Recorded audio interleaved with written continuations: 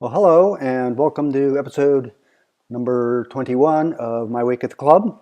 It's Roger Capello bringing you the action from the Wachusett Chess Club in Fitchburg, Mass.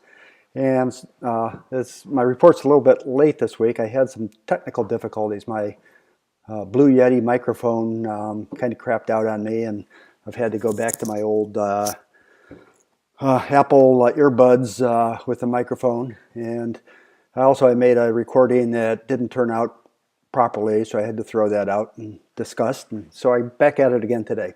Hopefully this will go better. So this is a game that I played against Mike Commisso last Wednesday night in the first round of the George Sturgis Memorial. And Mike and I have played once before in a game that I think I won. So he was probably looking for revenge. In that game I had black. This time around I had white and opened with d4. As you'll see, it's a fairly instructive game, at least it was for me, because I made some all too common mistakes on my part. Not move mistakes so much as sort of higher order decision mistakes. You'll see what I mean. So I opened at d4. He responded. There we need the keyboard. There it goes. With knight f6.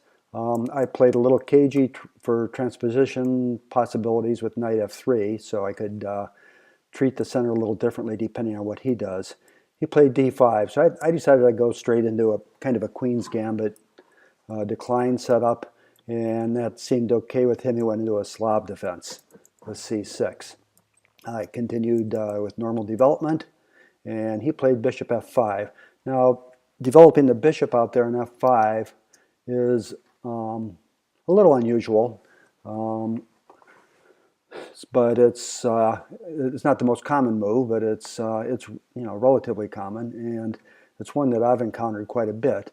And the normal response to this, instead of what I did, would be to play the knight out to h4 and attack that bishop, in which case the bishop generally drops back to g6, and at some point, maybe not immediately, but white will probably trade that bishop off, and the resulting pawn structure is a little bit damaged for black. He could still castle over there. He's relatively safe, but also depending on how the game goes, he might play king f8 at some point and actually come out with his rook out along the h-file. So I didn't want to play that game, and I did not chase after his bishop. Instead, I just developed my pawn to e3, defending this pawn over here on c4. He did not exchange it off. Instead, he set up this pawn triangle that's common in the Slav defense, very solid pawn triangle. Now that his bishop's outside of this e-pawn, he can do that without locking it in. And at this point, a common move would be for white to play out to b3 with his queen, because this pawn, with the bishop coming out, this pawn on b7 is no longer defended, and he'd be forced to play his queen to one of three places, really, c7, c8, or most commonly, I think, black would just come out to b6, and the ensuing play could involve a queen trade, although again, I'm not crazy about letting his rook into the game via the a-file in this case. Or another possibility here would be for, after his queen comes out to b6, for white to retreat his queen back to, oops, sorry, didn't want to do that. Actually retreat his queen back to d1 and claim that the black queen's misplaced. That also doesn't seem too good to me. So what I did was to play bishop to d3 in this position in an attempt to neutralize this fairly active bishop that he has along the white square diagonal. Now, admittedly, this is a bishop that white often likes in these queen pawn formations. It's a strong bishop, so there were some reservations in allowing this trade, and he snapped it right up. This also means that I no longer have the bishop defending my pawn on c4, and so after he developed his bishop and we both castled, he's going to exchange off that pawn on c4. First, though, it's white's turn to move, so I could actually put more, control more of the center by playing my pawn to e5 now. And it's, I think, a pretty good move. The computer's happy with it. White could take back either the e-pawn or the c-pawn. Mike chose to go ahead and take the c-pawn, which displaces my queen momentarily. Okay, he developed his knight through d7. Now that's with the intent here of going to b6. But the problem is, of course, with going to b6 is that I can then just push this pawn up to control these two squares on a4 and c4. And some of these arrows are lingering around me from my my earlier attempt at annotating the game, and that's why they were already in place instead of being drawn by me now. But if the knight came out there, that would probably be my response, but I would have to move the queen first. So instead what I did was to move the queen before he comes after it with the knight, as you'll see. First I played rook to d1 though. And the idea here is to put some pressure on the queen. This is a half-open d-file. It could become a fully open d-file pretty easily with a pawn thrust. And even though the knight is blocking the queen, there could be some tactical possibilities based upon this file coming suddenly open. So at this point, I'm not quite sure why I'm having trouble with my Bluetooth keyboard here, but he decided to counterattack my queen with rook to c8. So I took my queen off of that file as kind of a prophylactic move. And then he took his queen off of the file, and not only did that, but introduced a maneuver to get his queen over onto the king side. So he's signaling that he wants to attack over here on h5 with this queen maneuver to a5 through over to h5. I looked at that for a while, actually quite a while. This is, I think I thought for about 10 minutes in this position, and really made my first big mistake of the game. I mean, it's not a big mistake in the sense that it loses material or anything, but a mistake in sort of the strategical direction that I planned on going. And my idea was to play actively. And I started this out with a bishop move to get it on this dark square diagonal here from h4 to e7. And the bishop also cuts off the queen from h5, but of course that's only temporary because he can attack the bishop easily enough and force it to move. That was part of my plan. I moved the bishop back, and then he brings his queen over to h5. And now my idea was a pawn thrust in the center. And so a couple of moves ago when I was looking at this, I spent a long time trying to figure out which way to follow this up.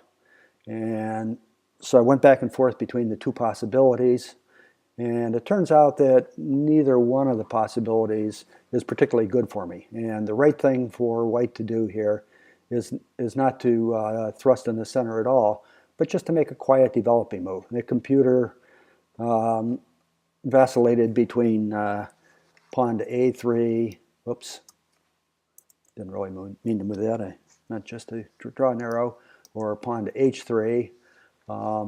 Rook to c1 would be another good possibility. I can make quiet moves at this point, and black is basically in a sort of in an awkward situation where he can't really bring a lot of pressure to bear on the queen side, on the king side rather, and although he can make some developing moves like bringing his rook to the center and so on, he's going to run out of developing moves before I do. And he has less space. I have all these central pawns here controlled with all these central squares here controlled with my pawns, c5, d5, e5, and f5. And so it is clearly white has a space advantage, and the way to play with it at this point is to milk it instead of playing actively as I did. But instead, I chose to play actively and made the pawn thrust e5. Now, of course, what he did in response to that was to play his knight to d5, and I had two possibilities here that I had considered. Well, actually, really only one possibility for this move, but it'll branch into two different possibilities. So with moving this knight now, he has put my bishop under attack twice. I could exchange the bishop off immediately. Bishop takes, and knight takes, and now his two queens are positioned sort of passively back here on the 7th rank. And my idea then would be to was to follow up with knight e4 with the idea of subsequently coming into g3. I played knight d5, or in this position after he played knight d5, I went ahead and captured his knight. And now, of course, what happens here is that he'll take my bishop that he had the discovered attack on, and then I could trade off my knight for that bishop, but instead I chose to play the knight to f4 and attack his queen. I mean, this all sort of looks superficially like it's being active, but there's no convincing follow-up is the problem in any of these lines. And that's why I kind of went back and forth between the two possibilities, spending 10% of my time in the game, and didn't really come up with an active line of play here that really makes my position much better. At this point, I went ahead and chose to defend the knight with my pawn, and that makes his bishop go back because I'm threatening knight takes bishop at this point. But so what? He moved back. Now it's sort of hard to see how White actually continues on in any kind of convincing fashion in this position. What I chose to do, was to play my knight through g2, sort of fianchettoing it. And the idea here is maybe at some time to come back and attack the queen, or actually to play my knight through e3, attacking the queen. But although I would dearly love to trap the queen on the king side, it's not going to happen in this position, and I really should be looking for another way to build up my game. So instead, after I played knight to g2, he played rook to c8, and I did go ahead with that plan of attacking his queen, but he just drops back, and it's not a big problem. Of course, if I were to play my knight out to h5, attacking him again, he would simply take it off with a bishop, because this pawn here on g3 is pinned, so I can't attack him again immediately. So instead, I went ahead and centralized my other rook on the c file. And I mean, White's got a okay position here, but it's not great. And the result of my maneuvering here is that I've left myself with a very weak pawn on d4. And it's going to be hard for me to repair that, to actually advance it to d5 and trade it off, for example. And so it's hard to see how I'm going to proceed from this situation. So Mike went ahead and played his knight out to b6, maneuvering it to get into that hole on d5. I played my rook up, threatening to play, well, with a couple of things in mind, actually. With the idea of playing the rook over to either b3 or a3, having activity here on the queen side, but also to defend along the 3rd rank toward my king side. So it seemed like a multi-purpose move, and possibly even doubling my rooks at some point. Of course, that allows him to attack it immediately with his knight, which he did, and that forces me to, unless I'm willing to do an exchange sacrifice, forces me to trade off the knights. He took back with a rook, which is okay. It allows his rook now to get more active and enter the queen side as well along the 5th rank. It also allows him to double rooks.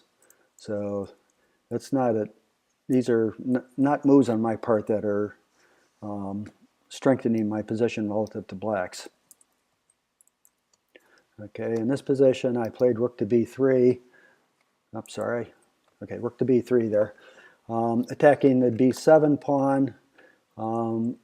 hoping I could convince him to maybe play b6, which would then weaken this pawn on c6, and then I would have a target. But Mike wasn't having any of that. He just played his rook to c7, which is a nice flexible move that protects the pawn and also gets ready to put the rook over on d7 to support his other rook. I played my king up. The idea behind this move was to defend my knight and in order to give my queen some flexibility of motion. And he went ahead and made the rook move I talked about, doubling up his rooks while still defending the b pawn. I then chose kind of a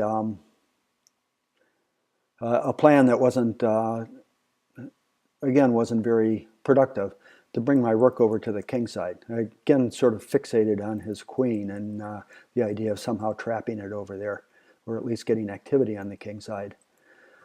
But he played h5, which takes away some squares for me, particularly the g4 square is no longer there for me to attack the queen with.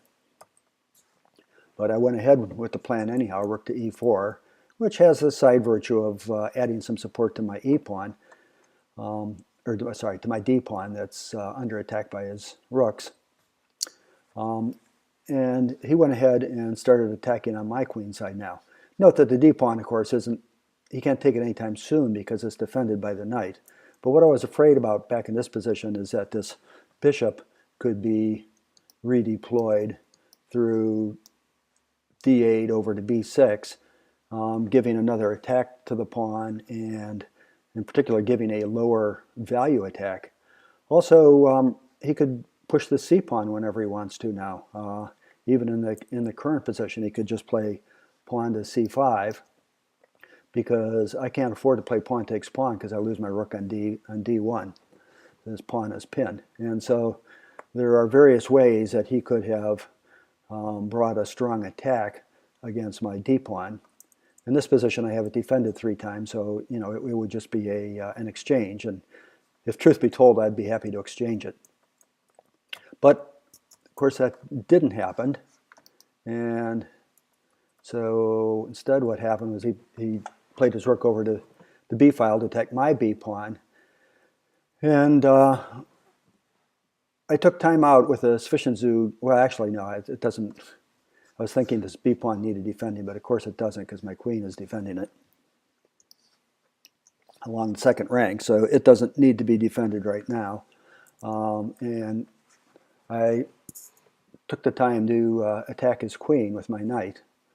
But he has a safe square on h7, and now what is my rook going to do? I don't really want to play it to f4 where it could be forked, and also at some point if I move my rook off of the 4th rank, this knight now is in danger of being captured by his bishop, which would double my pawns and open up the file.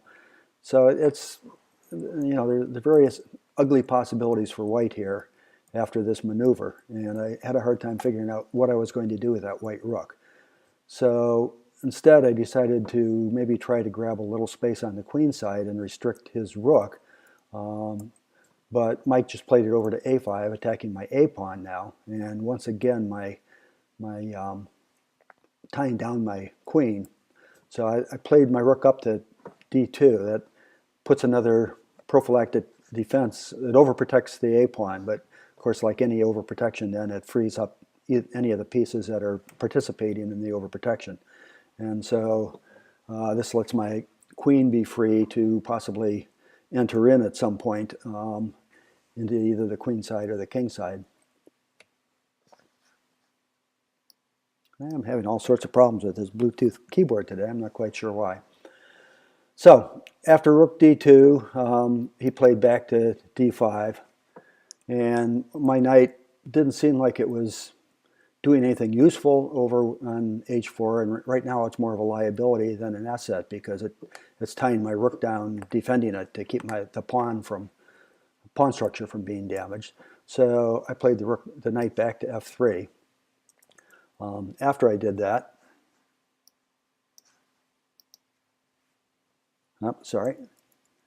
After I did that, he played his queen to g6, inviting me to repeat if I wanted to. At this point, I didn't want to draw, so instead I played my rook to c2 to try to get that rook active by way of c4. Coming up, maybe up and over, something of that sort. Mike just marked time at this point with rook to d8. I went ahead and played my rook up. And now he played his rook over to a5, which is going to keep my rook from attacking his a pawn, trying to create a weakness. And so I didn't see anything very positive to do here. And so I brought my rook back, and he brought his rook back to d5. And at this point, I sort of slid into the frame of thought that was my second mistake.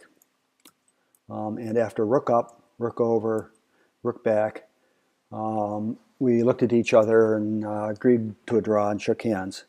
Now, we never actually, Mike never actually offered the draw. We just both said draw and shook hands. By right, so at this point, he could claim a draw. And of course, the right way to do that is to tell me the move that he's intending to make and then offer the draw. So you don't actually make the move on the board. You say, hey, I'm going to, in this case, I'm going to play rook to c5, and therefore I claim and that'll be the third time in that position, and I'll claim a draw. And I find it sometimes a little hard, particularly while I'm playing the game and my mind is somewhere else, to tell whether or not the position's really repeating a third time. But, if you look back, and if they're just straight repetitions like this, it's not so hard. So if you look back, the last time some other move was made, so let's see, I'll go back a little bit here, was when this rook was right here on move 32, where he played his rook to d8. And then from then on, that rook sat there, and nothing else was moved besides our rooks that are currently on c2 and c4. Those two rooks move around. And so this is the first time in this position with me to move. So white is moving here. So it's in this position with me to move. And I played rook to c4. He went over. I played rook back, and he went back. Now it's the second time in this position with me to move. And I played rook to c4. He went over. Rook to c2, and now if he played rook to d5, that would actually be the third time in that position with me to move. So if you imagine the rook on d5, it would be exactly the same position as the position right here. Now, it has to be the same person to move. Also, all options like castling or en passant have to be in the same state as they were each of the other times in the position. Although I've never seen that come up in a game, so even though that's part of the rule, I think it's almost irrelevant. But the same position does have to be present with the same person to move three times, and then you can claim the draw. So I claimed that we sort of mutually claimed the draw at that point. And I was saying before that this was a big mistake, and I think the mistake is that I didn't really want to draw. I outrated Mike by over 300 points, rating points, and so I should be definitely looking for a win. Material is even at this point, and I misjudged the position. I looked at it and thought in my mind, well, if I were a computer, what would I rate this at? And I said, boy, this is a really weak pawn here on d5, and he's going to be able to win it eventually by maneuvering his bishop around to b6 and attacking it again. And I don't really see how I can improve my position. And so I was thinking it was going to be somewhere down in the neighborhood of -2 pawns. Well, if I just turn on the engine here and we take a little look at what the engine says, it says -1/10 of a pawn. So basically dead even within the noise here. And so my space advantage is apparently counteracting my structural weakness in the backward pawn that I gave far too much credence to, too much strength to.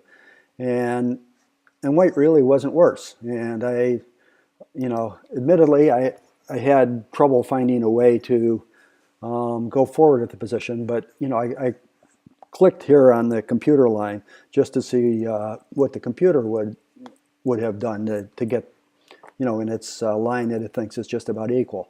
And I'm not sure I agree with some of these moves, but the computer is awfully strong, so it's probably stronger than the world champion is. And basically, it gets into an end game. I'll just zip through here to the very end of the line that it gave. And if Mike had said, tell you what, let's not draw the game, how about playing this position instead? I would have said, oh, sure. Yeah, let's play this end game. I don't mind. There's some, white has weaknesses. There's no doubt about it. I have these isolated e-pawns, for example. But I have some squares that the knight. There's some weak squares in black's position that the knight can get in through, and my king is much better placed than his king is on the side, and so on.